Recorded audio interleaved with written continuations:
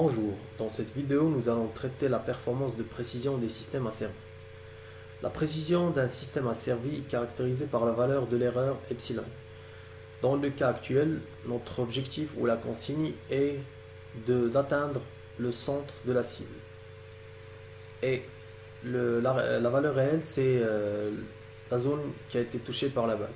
Et donc la différence entre les deux s'appelle erreur. Et le système est précis quand cette erreur est nulle. Et sa précision augmente avec la diminution de l'erreur. L'erreur est une somme d'une erreur due ou vis-à-vis de la consigne et une erreur vis-à-vis de la perturbation. L'erreur vis-à-vis de la consigne est liée au système étudié, c'est-à-dire le chasseur plus le fusil. C'est généralement une erreur due au mouvement de la culasse lors du tir, la position, le lâcher, la tenue de l'arme, ou encore aux performances du fusil, si c'est un vieux, un ancien ou un nouveau. La qualité de la machine utilisée influence énormément l'erreur. La perturbation est un facteur extérieur qui dérange le système. Dans notre cas, le vent est un agent extérieur qu'il faut prendre en considération. Un tir en l'absence du vent est trop rare. Le vent change la trajectoire de la balle en la poussant vers la gauche, vers la droite, en haut, en bas. Par exemple, si on a un léger vent, il peut provoquer une erreur de 76 mm sur une distance de 300 mètres. On utilise des anémomètres couplés à des logiciels afin de rectifier le tir et de compenser l'effet de la perturbation. L'écoulement de l'air autour de la balle provoque deux forces, une horizontale qui s'appelle traînée Fz et une verticale qui s'appelle portance Fy. Ces deux forces vont influencer la trajectoire de la balle et ils vont la dévier.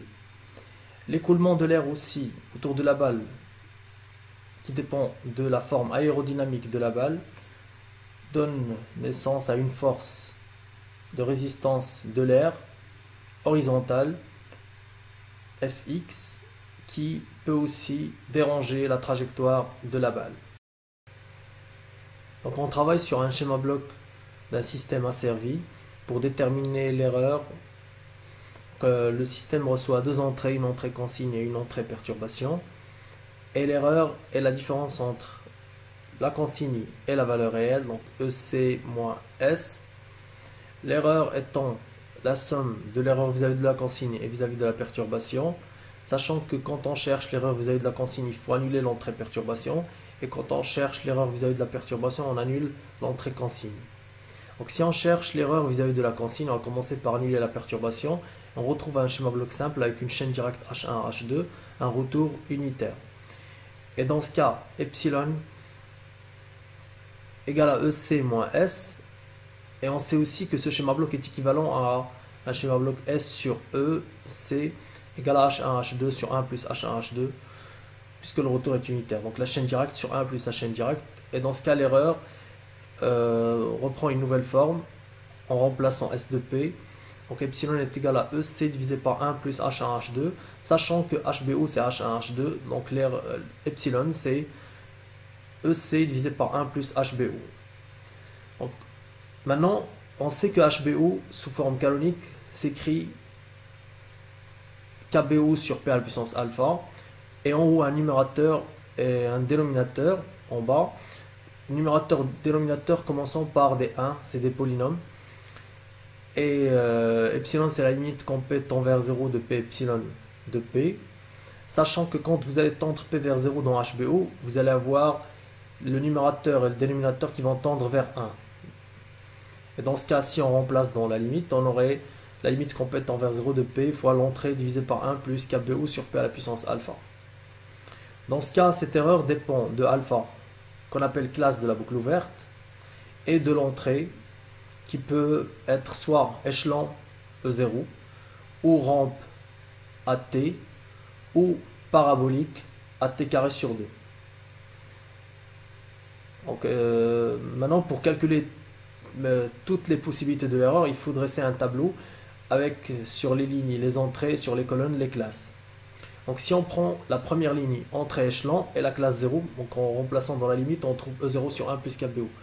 Si on se décale à la colonne 2 avec alpha égale à 1, on trouve 0. Alpha égale à 2 égale à 0, donc le système est précis à partir de alpha égale à 1. Pour l'entrée rampe, c'est infini pour la première colonne, A sur KBO pour la deuxième colonne et nul pour la troisième colonne. Pour l'entrée parabolique, c'est infini pour la première colonne, infini pour la deuxième colonne et pour la troisième colonne, constante A sur KBO. Donc vous remarquez sur ce tableau que sur la diagonale il y a des valeurs finies, au-dessus il y a des valeurs nulles et en bas il y a l'infini. Donc c'est un tableau qui est très facile à retenir vu sa forme. Donc retenez que sur la diagonale il y a des valeurs finies, en haut c'est des valeurs nulles.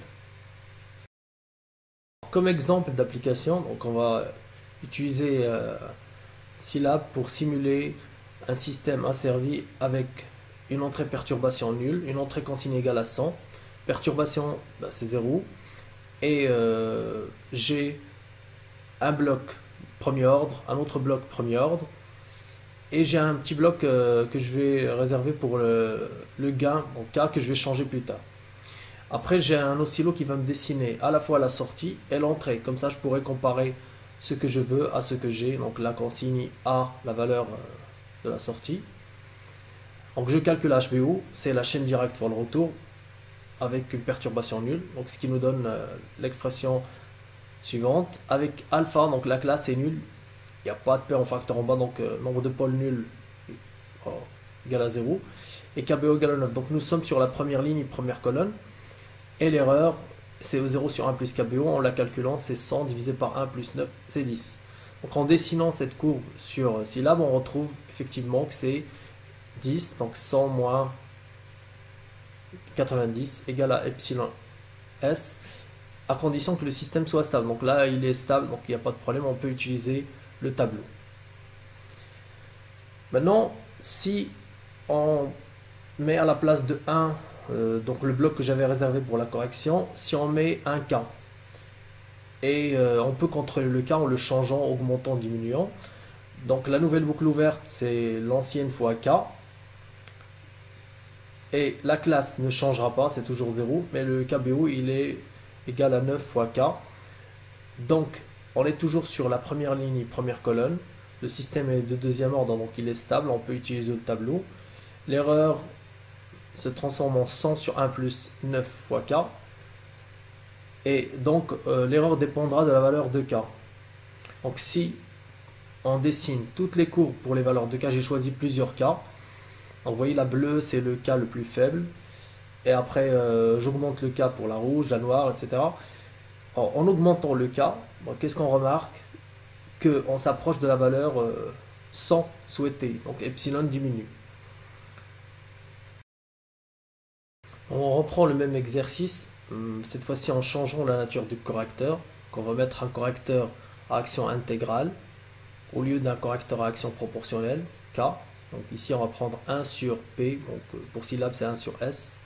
S, la variable pour Scilab c'est P. Et donc la nouvelle boucle ouverte c'est l'ancienne fois 1 sur P. Et là on va constater que la classe est égale à 1. Puisque vous avez un P en facteur dans le dénominateur. Mais est-ce que vous avez le droit d'utiliser le tableau? Et KBO c'est 9, donc on n'a pas besoin de KBO parce que si le système est stable, l'erreur est nulle. Donc en dessinant la courbe du système, on retrouve un système qui est instable, on appelle oscillant ou juste instable. Dans ce cas, vous n'avez plus le droit d'utiliser le tableau des erreurs parce qu'en perdant la stabilité, vous avez tout perdu. Et quand je mets CP égale à 10 sur P, j'ai augmenté le gain de ce correcteur, ça a donné un système instable, carrément. Et donc on pense à diminuer le gain du correcteur pour 0,1. Avec 0,1, je retrouve un système stable, et comme la classe est égale à 1, donc il est aussi précis, je suis sur la première ligne, première colonne, l'erreur est nulle.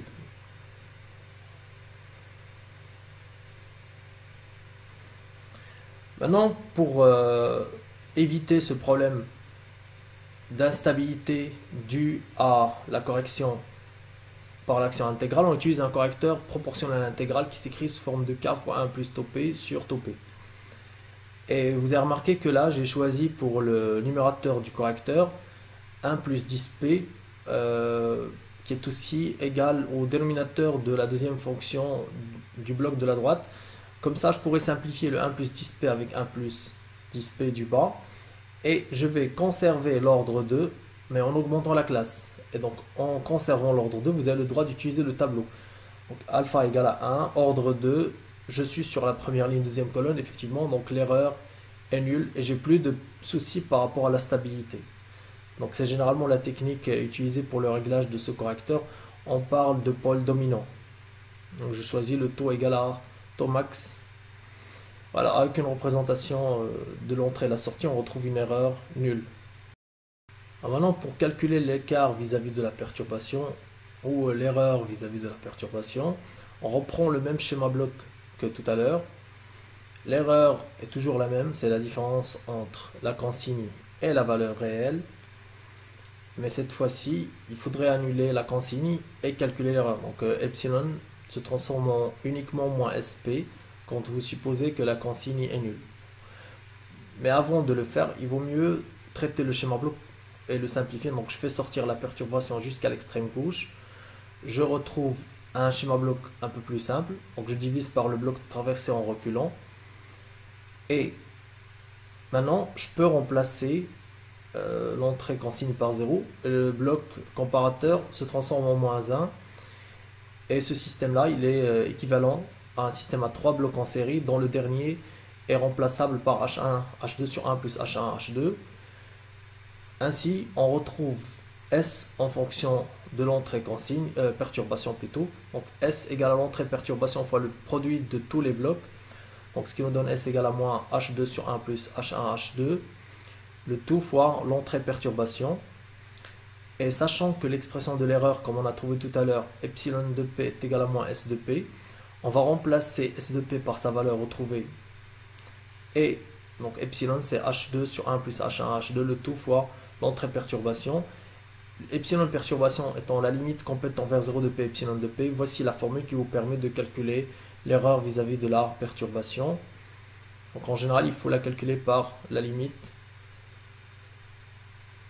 Alors pour l'application, on va retrouver le même système de tout à l'heure. Cette fois-ci avec une entrée perturbation. Donc je vais donner pour la perturbation 40 comme amplitude. Et je vais commencer à 10 secondes. Donc elle ne commence pas à t égale à 0, elle commence à 10 secondes. Donc on verra l'influence de cette perturbation sur le système. Pour l'entrée, on va garder la même. Comme ça on verra les deux à la fois. Donc on garde l'entrée consigne. Et on verra le comportement du système après 10 secondes. Alors s'il n'y avait pas de perturbation, le système aurait continué sur sa forme normale. Mais à 10 secondes, il y a eu la perturbation. Et voici son effet. Donc le décalage qu'on voit là entre la trajectoire avant et après, ou le trajet avant et après, nous donne l'erreur vis-à-vis de la perturbation. Maintenant, si on conserve le même système, mais on met un correcteur à action proportionnelle avec possibilité de simulation de plusieurs valeurs du correcteur. Donc je mets plusieurs valeurs de K. Comme ça, je vais voir l'influence de K sur l'erreur du système. Donc je simule encore de la même manière et je retrouve plusieurs courbes qui représentent la sortie en fonction de l'entrée. Alors en ce cas, vous avez la bleue, la rouge, la noire. Donc la bleue, c'est le cas le plus faible. Plus vous augmentez le K, plus vous approchez d'un système qui atteint la valeur souhaitée 100. Donc il y a une influence de la valeur de K, mais on ne peut jamais annuler l'erreur. Et on pense à mettre un correcteur à action intégrale. Donc je choisis la valeur de 0,1 sur P qui nous a donné une stabilité avant pour l'erreur vis-à-vis de la consigne. Donc je donne l'entrée perturbation encore de la même manière. Et je conserve la même entrée consigne. Alors on verra si le système est amélioré en précision. Voilà, donc on retrouve un système précis. À l'infini, nous avons la courbe en noir, c'est-à-dire la sortie qui tend vers 100. Et donc ce correcteur règle le problème de la précision vis-à-vis de la perturbation. Maintenant, si on place le correcteur après la perturbation. Donc on parle d'un mauvais placement du correcteur et on conserve les mêmes données que tout à l'heure. Est-ce que l'erreur vis-à-vis de la perturbation serait gommée ou l'effet de la perturbation serait gommé par ce correcteur qui est plutôt mal placé? Donc c'est ce qu'on va voir en simulant. Donc c'est le même correcteur 0,1 sur P. Et si on recalcule HBO, pour l'erreur vis-à-vis de la consigne, c'est la même, elle ne change pas. Donc l'erreur vis-à-vis de la consigne ne dépend pas de cette position de ce correcteur. Par contre, l'erreur vis-à-vis de la perturbation en dépend. Et voilà, donc moi j'ai mis la perturbation qui commence à 200 secondes.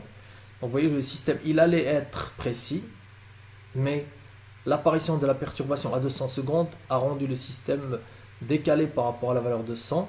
Et à l'infini, il y a toujours un décalage qui est précis. Donc malgré l'action intégrale, il n'y a pas de précision parce que le correcteur est mal placé. Ce qui veut dire qu'il faut le placer avant l'apparition de la perturbation pour gommer l'effet de cette dernière.